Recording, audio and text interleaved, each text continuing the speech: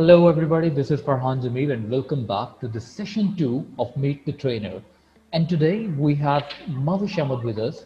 She is a sales trainer, she is a marketing trainer, she has like the skills of digital media marketing. She knows how to do the business, how to take the businesses from 0 to 100, how to make any business which is a failure right now, and how to make the business successful. And today, we are going to talk with her about the training that she is going to have here with Saif Training Pakistan. And the title of that training is going to be the Career Development. And she herself is running an organization with the name Power Circle. So let's talk to Mahavish and ask her about herself, about the Power Circle idea, and also about the training that she is going to provide with over here, like using the Saif Training Pakistan platform. All right. So how are you, Mahavish? I'm doing good. That's great, mashallah. So tell us something about yourself, who you are. People wants to know about that.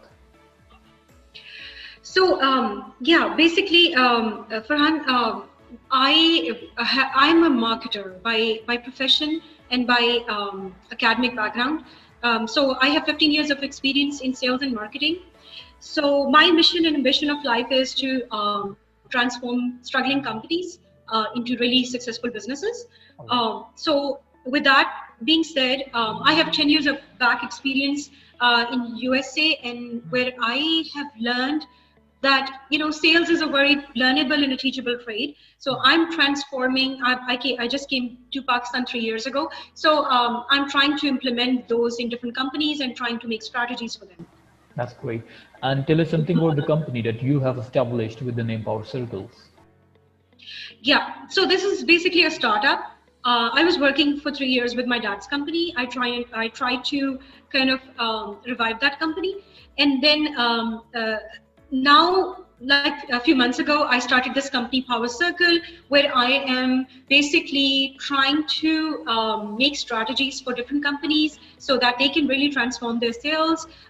So like every company needs different tools and techniques to flourish. Not every company requires the same kind of tools and vehicles to transform the company. So we make, first of all, we make a case study, then we make strategies, and then we kind of provide the solutions as well. So we can be your partner, sales channel partner, and we also do trainings for existing teams. Wonderful, wonderful. And how do you find your experience over here in Pakistan? Just as you said, you came here in Pakistan 3 years before. How's going your experience? Well, very nice, because in USA there is a lot which I learned, and when I came to Pakistan, I felt there was a lot of opportunity here that I could teach and train my own homeland. So I can have a lot of people. Pakistan has a lot of talent, but it needs polishing. So this is what I felt, and by tweaking and just a little bit polishing, I think so we can do really a lot. Yeah. We can really go a long way. We just need a little bit of brushing up, and after that, we will Yeah. be the most shining stars in the world, inshallah. Yep. All right. So tell us about your training that you're going to provide with Saif Training Pakistan. What's the title and what's the purpose of that training? Okay, so this is basically about career development. Again, because I learned in Pakistan in 3 years that a lot of Pakistani individuals don't know that what's the trends internationally. So in Pakistan, we have these talents and all, but a lot of people are wasting their time and money and their energy on doing something which is obsolete. So, like, okay, so for example, I worked with my dad's company for 3 years, and this is an engineering company.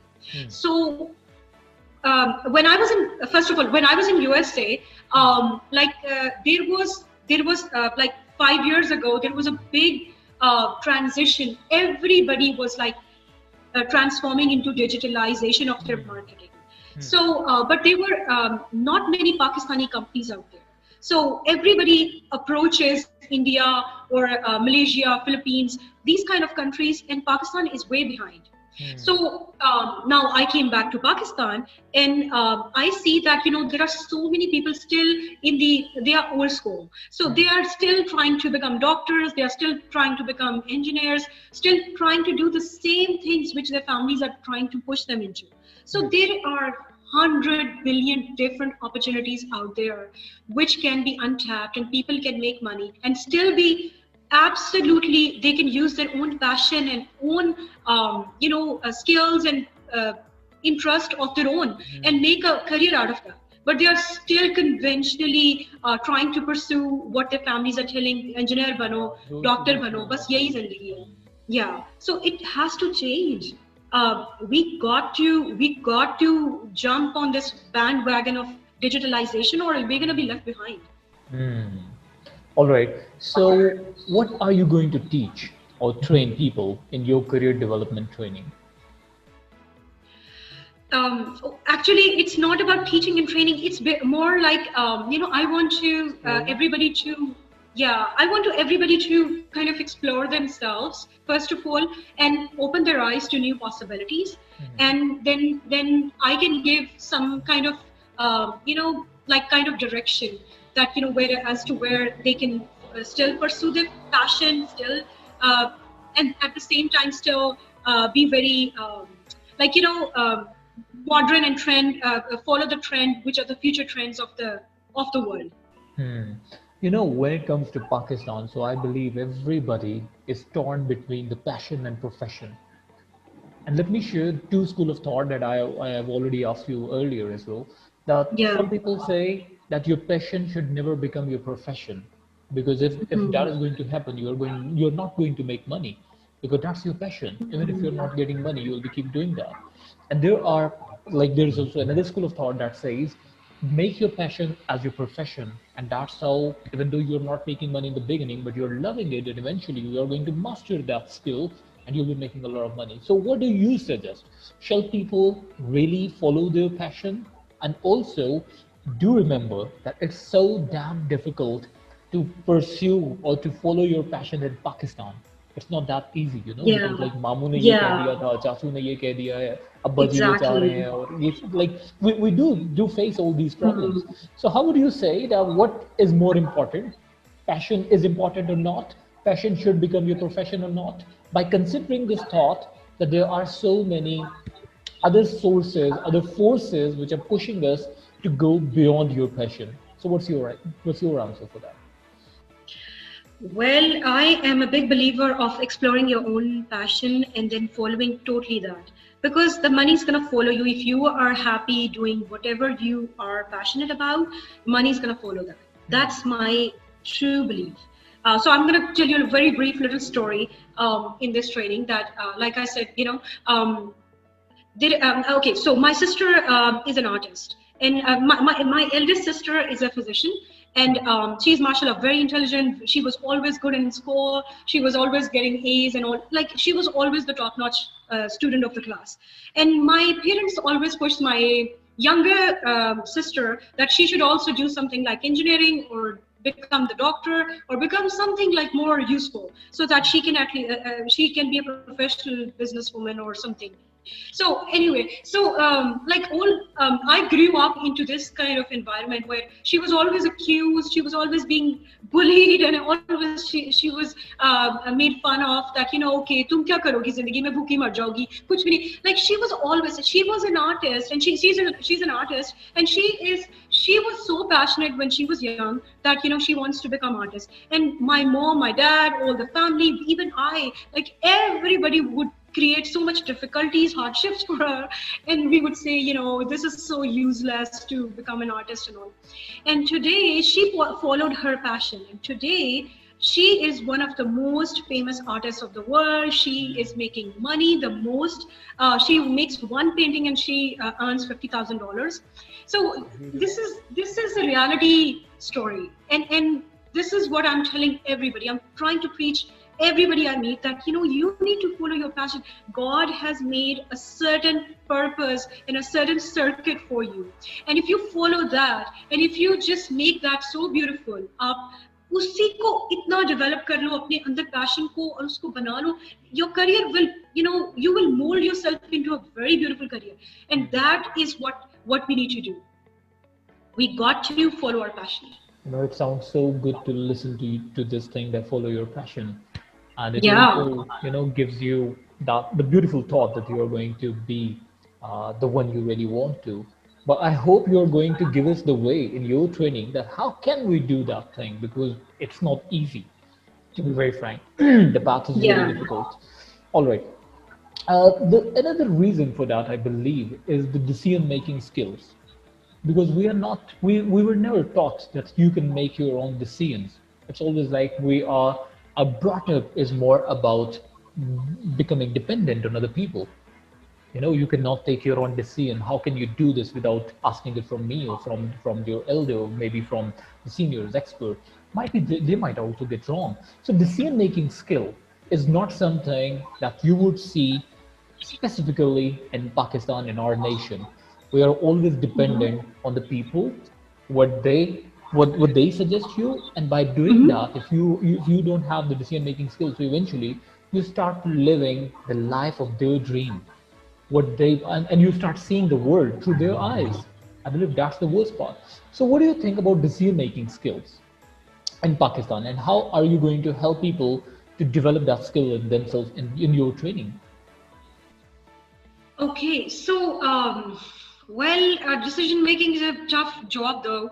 But with education and this is what I've learned in my operations management certification when I got that you make decision making trees. Sometimes we do not apply whatever we studied and we went to school for. We never apply that to our personal lives, and that's where the problem comes in. We get educated because we can make our personal lives and use those different techniques and tools and mold it according to our own lives, and then apply those. So in operations management certification, I had a problem of decision making as well. And I still struggle with that though. But what I do is I take a whiteboard and I make a decision making tree.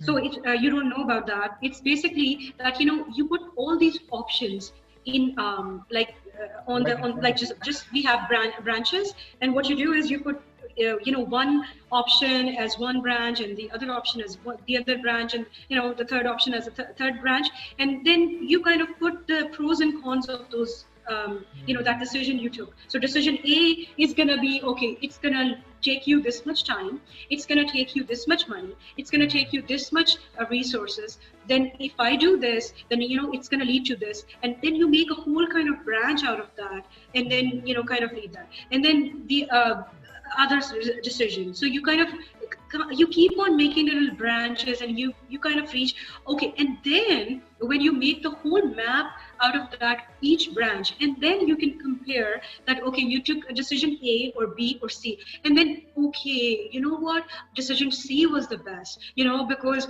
it took me the least time, it took me the least resources and the least energy to get to my destination A to B, which was my purpose. And then decision A took me would take so many resources and so much, and that's gonna be way too much time.